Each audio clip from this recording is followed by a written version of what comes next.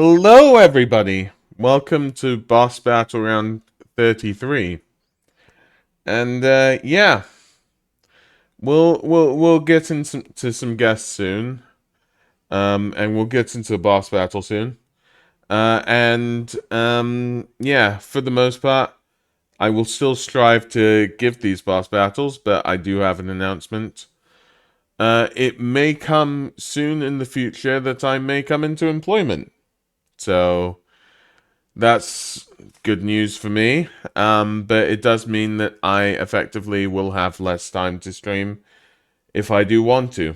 But yeah, I'll still be around on everything, and you can still, you know, chat with me. And I hope that we'll finish this boss battle, sometime this year.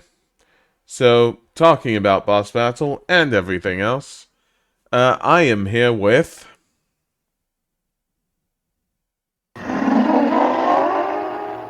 Yeah, I'm here with Inquisitor Cat again, and just thank you so much for being here so many times, Cat. So, well, I've done enough talking, so I'll let you talk this one through, Cat. What's our matchup?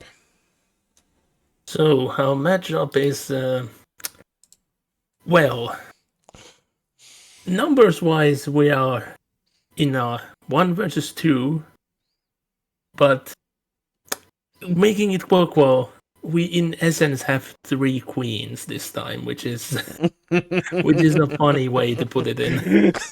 I decided to put it in this way, you know.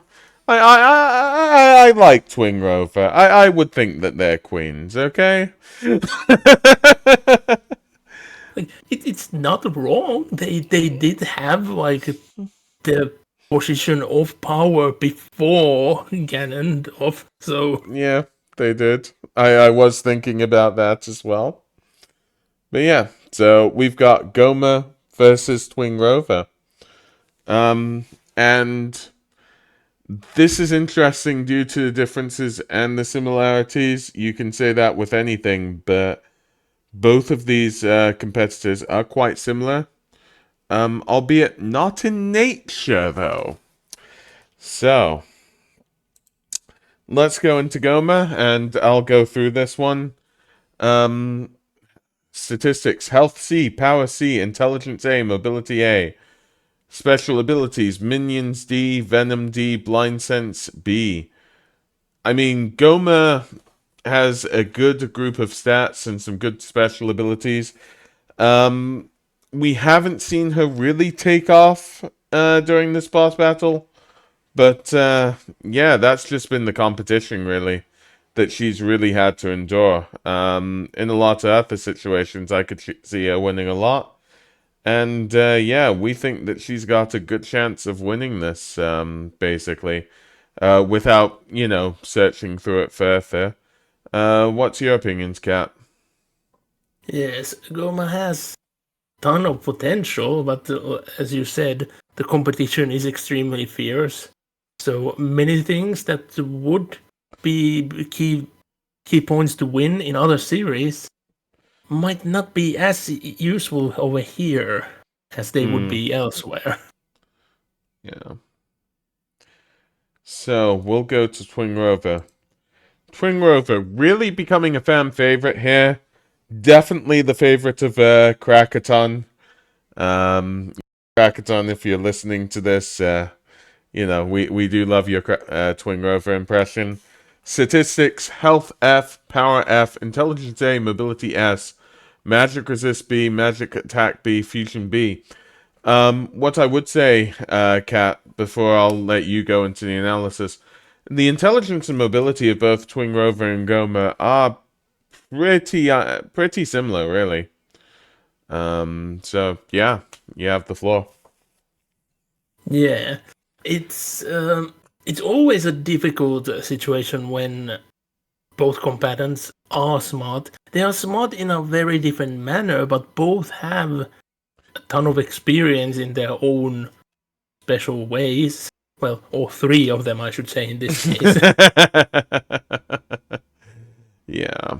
But yeah, it's always like good to see that like intelligence that won't be the one stat stating everything, as it might have been in certain other occasions, which I will not spoil any more of. Yeah. So yeah, I'm just gonna double check the difference in intelligence. They both do have the same intelligence here. So yeah, the intelligence stat won't be a difference here, definitely.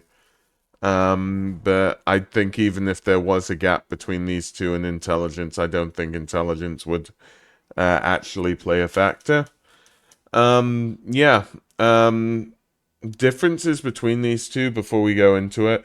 Twingrover really can work under range, whilst Goma really needs to get close in order to sort of defeat an enemy. Goma's an ambush predator. Twingrover is not in any ways inclined with ambush. It's quite straightforward with their attacks. Not that they can't do anything different, it's just that, like, if we're talking normally, they would just fire beam effectively at the opponent. So they have roughly the same tool set, but can be used in different ways. And I guess we'll see, and I'll leave this up to you, Kat, to explain further however much you want, or we'll go to it. But I guess we'll have to see, is it the toolset itself that lets one of these win, or is it the way they use their abilities? Well, that's hard to explain in a simplified manner because both tool sets are very different. Both stat differences are a key factor in this fight, but I would, I guess, say that because how the fighters function so differently, that's the major point in everything. It's not just that their tool set is so different. It's the overall basis how they have to function. Yeah. Okay then. Well, we're gonna go into we're gonna go into this. So we've got a few sort of things to look out. First of all, I'm just trying to think about things. Cat, Goma or Twingrover? I have a feeling that I know what you're going to say under this. Guma. I thought so. I'll be Twingrover this time, and I'll try to do Krakaton proud. Also, with regards to the room, we normally say that it's half and half, but Goma does get an advantage due to those vines, and I think it would be nice to give Goma the advantage here.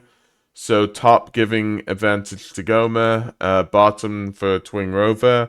Although that might actually, in a sense, help Twingrover, the fact that that the bottom is different in that sort of way. We'll just have to see. Are you happy with that? Yes. Okay, so that's on those ones. The third thing we'll have to decide, what possibility we have of, Ether combatant winning. So basically, I'll put that down, and I'm putting that down now. Kat, do you agree with the percentages? Yes. And you agree with all the scenarios, right? Yep. So, good. Okay then. We'll get started. I am going to give Goma the slight advantage because Goma does have forgive me on this. Blind Sight B, I believe is what we called it, correct? Yep. Yeah. So, basically what happens is the two worlds meld together. The vines overhead, and of course Twingrover's, being the pillars at the bottom, effectively. Because of this, both parties quite early on notice that there's a difference. However, Twingrover, seeing that room has become somewhat darker due to the bottom of the Deku tree. Cannot see Goma perfectly. Goma effectively has first action here. By the way, we're not going to say that Goma is directly overhead Twin Rover for now, because I think that would be too powerful for Goma. So what do you do, Cat? So, Goma's first action would be to creep in closer to Twin Rover, trying to maintain stealth as much as possible. Okay. Kume, did you see something over there? What's something over the vines? Wait, Katake, did we have vines? Were we growing some form of plant? I don't know. I mean, maybe we should look. Maybe we shouldn't. Maybe we should. Maybe we shouldn't. But it's nearly my lunch break. My lunch break, anyways. I'm not sure what to do. And yeah, they keep blabbering, but I'm gonna say that they're still at sort of a medium distance away from each other. Is my opinion on it. So it goes to you. Well, Goma, continuing with the honed in hunting senses of a arachnid, would continue to creep in closer. Katake, did we get that spider repellent? It might be a spider. Kumi, I think we didn't get that. Haven't we tried to brew a potion or something like that for it? I think it might be a spider. Oh no, Katake, I don't think it's a spider. I think it might be a crab. I mean, you got to look at how many how many legs it has, and yeah, they keep chatting because nothing's really changing. They're kind of seeing in Goma's direction, basically. They're on their brooms, by the way, just to give sort of a bit, and they're medium distance away. You can continue. Yes. Since there would still be a distance, and, well, Goma being intelligence, but not enough intelligence to understand what's all, speaking and bickering is about, would not see that it's been seen yet. So it would get closer, but maybe a tad slower than before, because the prey is getting closer. Okay. I mean, come on, Kumi. I want my sandwich. Pastrami and cheese. Oh, sorry. No cheese, of course. Katake, we talked about this. No cheese. We don't want cheese in the sandwich. and they get really yeah. So they're still bickering. Medium distance away from one another, just about their meal. Knowing that Goma exists, knowing that it's either a crab or a spider, something's on the ceiling, might have been a potion, that sort of thing. But they're not paying that much sort of... Do you know what I mean? They don't know exactly where Goma is, and they're not paying as much attention, basically. Well, so, yeah. The funny thing is that, that behavior is still not instinctive to a predator, that their prey knows that they exist. So... a ambush predator would still continue to lurk in closer. Yeah. Forgive me on this one, but they are bickering. They have been bickering for quite some time. Just effectively say that what would be happening, Kat, if that's okay. Okay. So, when Goma would reach to a point where Goma is close enough to the sisters to just drop down, Goma would do that and trying to hit as much as possible both of them, but that goes to your end. Yeah, so what I'd sort of say on this one and again, it was sort of pointed out in discussion. Whilst Twingrover does have a high mobility, I don't think that they could get out of the way that quickly. Goma is an ambush predator. So, effectively, in this situation, one of them would be completely killed. Are we happy with that? Yes. Yeah. Okay, then. So, yeah, we're now in the situation, like, basically Kume is going, Katake! Katake! You'll pay for this! You oversized crab! And, I'm assuming Goma would take some time to effectively attack Katake, right? Meaning that Goma would basically be open for an attack. So Kume would land a firebolt at Goma, basically. Yes. As we have not seen in Ocarina of Time, but since Gomas are always meant to be Gomas in every other incarnation, we have seen that Goma actually getting onto their prey needs to, bite the prey to make sure it's dead. Yeah. So that's gonna take a moment.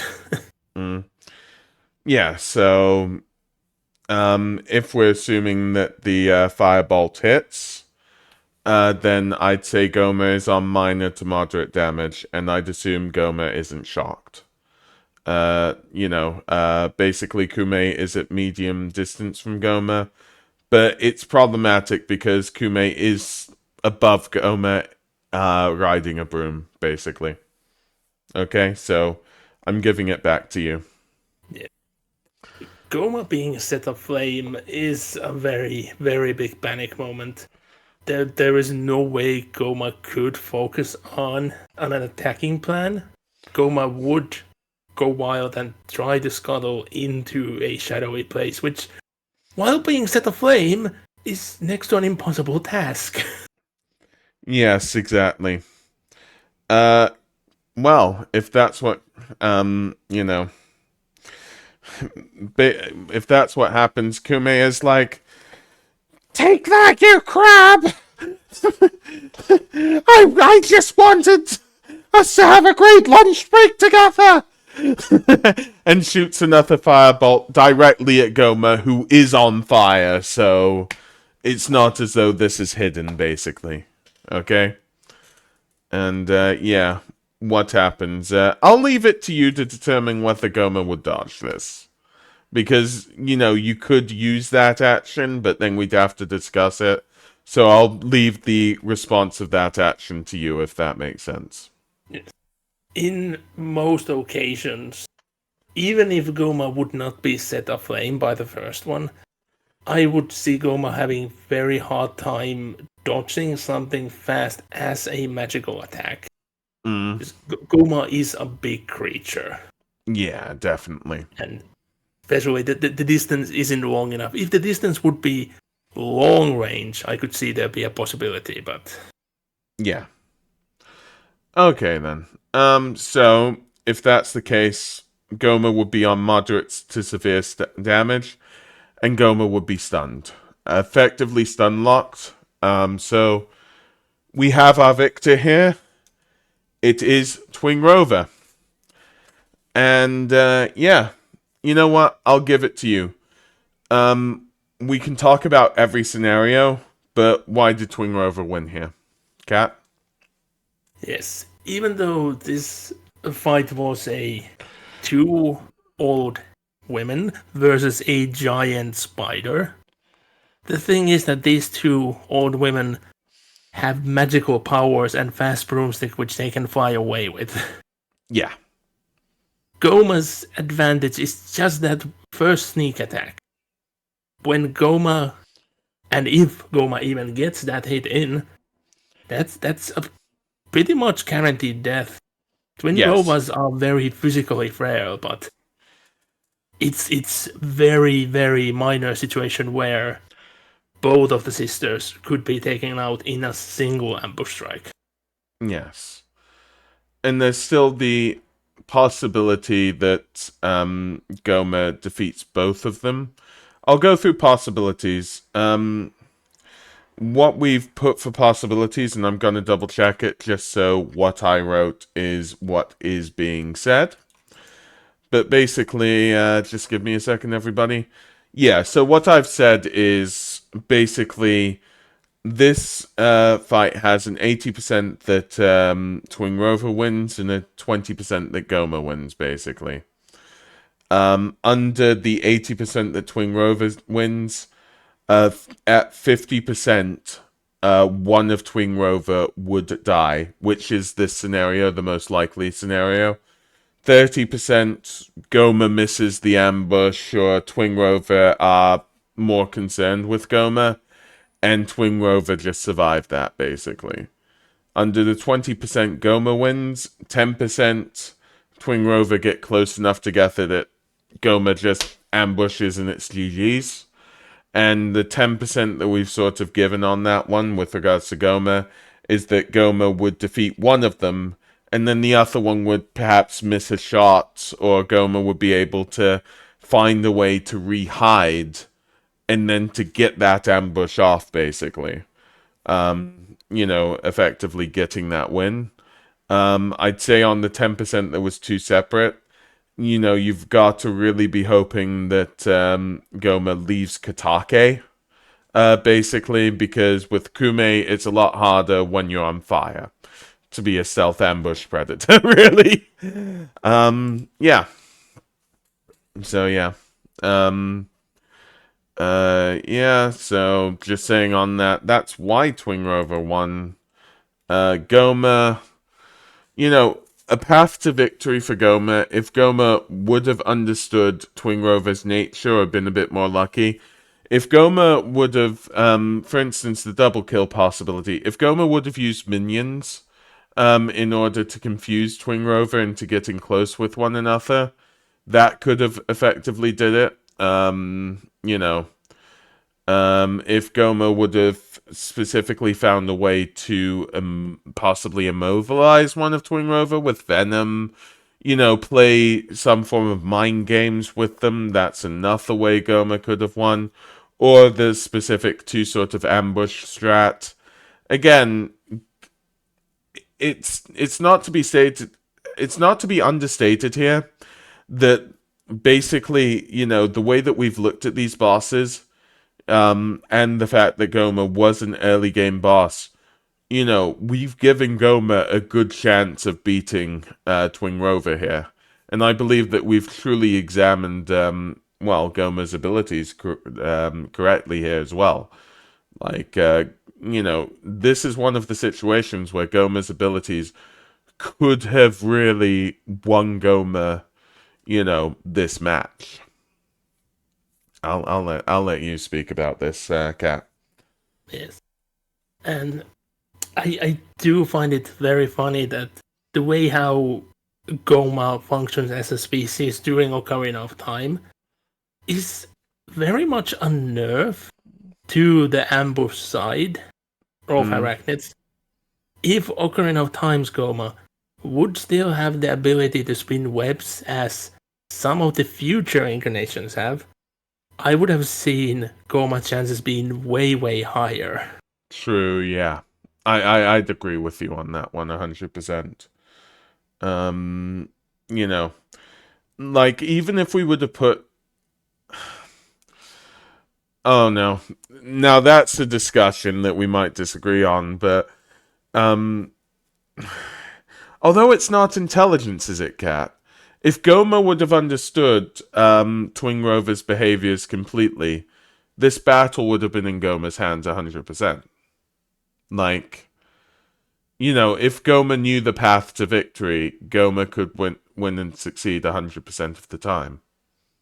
I know you could say that about any combatant, but Goma did have the intelligence, to understand. Goma just didn't have all of the information available to her. Yes, having the intelligence to commit the actions and understand, create a strategy on the go was there, but not the prior knowledge to actually utilize it proper. It's the famous Batman prep time situation here. and this has been talked about before in another match, but in this case, if Goma did have Batman prep time, Goma could have won 100% of the time. Although I think we've discussed that enough, so I don't think we need to go into Batman prep time Goma. Yeah, not this time. It would be much of the same, but a few key differences. So Yeah.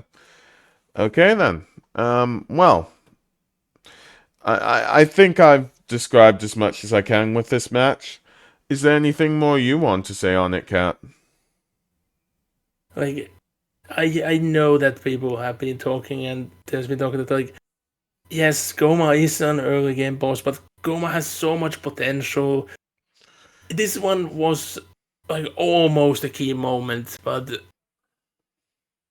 the opposition is one of the strongest bosses in the roster, so Yeah. if you take that into consideration, even a loss was a great feat here.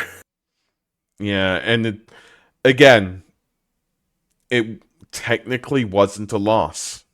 Like, I know we're gonna have to put it down on all our spreadsheets as a loss, but Goma was able to defeat half of Twin Rover. You know, like a lot of bosses can't even do that.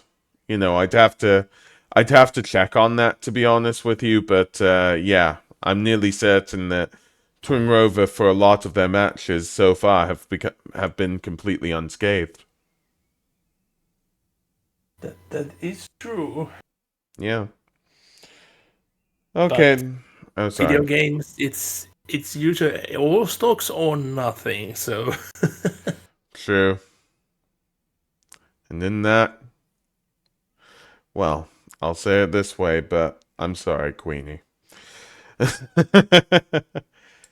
Okay, I'll put it back here to well, to the starting screen on all of that.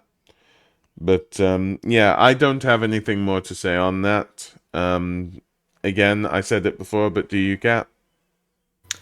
yeah, I think we pretty much delved into like the important aspects of this fight. Yeah. Okay then. Well, yeah. Home straight should be able to still do boss battle in the future, so watch out for that. And you know, thank you everybody. And yeah, for me, although we'll keep going for a bit on here, but for the video itself, for me, go on there. You know, thanks everybody for watching, and good night. It is funny to me